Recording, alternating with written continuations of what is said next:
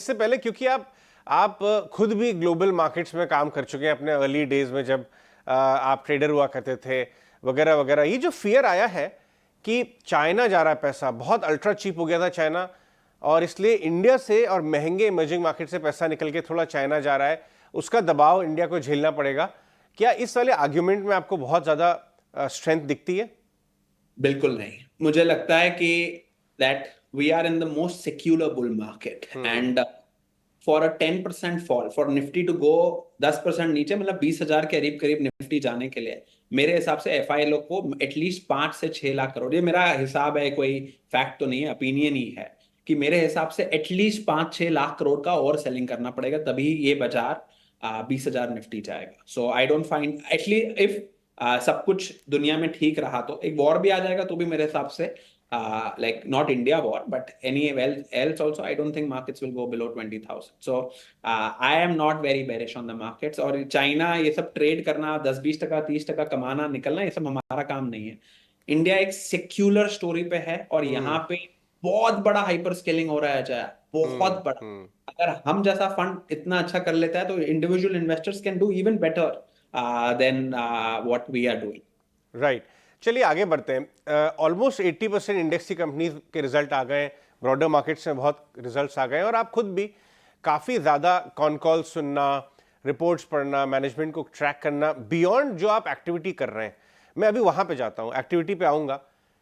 एक general view corporate India का आपको सुन के क्या आ रहा है? क्या कॉन्फिडेंट लग रहा है corporate India, specially broader companies, growth के मामले में, मार्जिन वगैरह के मामले में? मैं बोलूंगा Ajay ji that business doing business in India is always been tough और आज भी उतना ही टफ है। कुछ एंटरप्रेन्योर रहते हैं जो हर सेक्टर में जो स्केल पे स्केल करते रहते हैं। मैं आपको एग्जांपल देता हूँ, और ये 5 साल का भी, आप अगर आप 5 साल के सबसे बड़े विनर देखोगे, अब मोदी जी का तो 5 साल हो गए, आप देख सकते हो सबसे बड़ा विनर वोल्टैम्प आपको आएगा, ये मोनोपोली टाइप है इन प्राइवेट ट्रांसफॉर्मर्स। पॉलीकैब आएगा, ये वायर्स एंड केबल्स की मोनोपोली है। एपीएल अपोलो आएगा, ये एपीएल अपोलो 2-3 हजार करोड़ की कंपनी रहती थी, आज 50,000 करोड़ की कंपनी के ऊपर ये मोनोपोली थी स्ट्रक्चरल स्टील ट्यूब्स में। यू हैव वरुण बेवरेजेस, आज 2 लाख करोड़ के करीब करीब का मार्केट कैप हो गया है Ajay ji. The market cap was the stock has gone up 10x I feel in the last 5 years। ये हमारे सामने हर क्वार्टर ग्रो कर रहा था, हर क्वार्टर एग्जीक्यूट कर रहा था।